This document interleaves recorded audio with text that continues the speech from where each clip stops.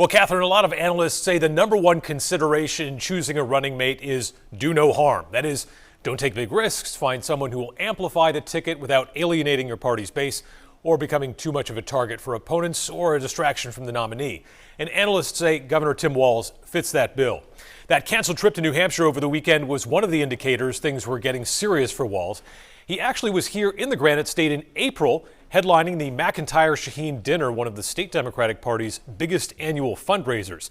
He also did an interview for Close Up in which he emphasized the need for the Democratic Party to stay connected with rural America and the party's traditional working class base. And that's, of course, part of what he brings to the ticket.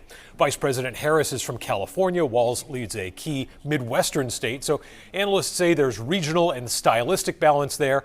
They also point out that among former President Trump and his running mate, Senator J.D. Vance, and also Vice President Harris, Walz stands out for not having political star power or being an object of fixation for the national media. They say part of his allure is that he's more like the average voter than the rest of the field. He's certainly cut from a different cloth, and he's a former social studies teacher, but he's kind of known for the fact that he likes fixing things around his house, and he could probably have his own YouTube channel because of it. But certainly voters like the fact that they can relate to somebody.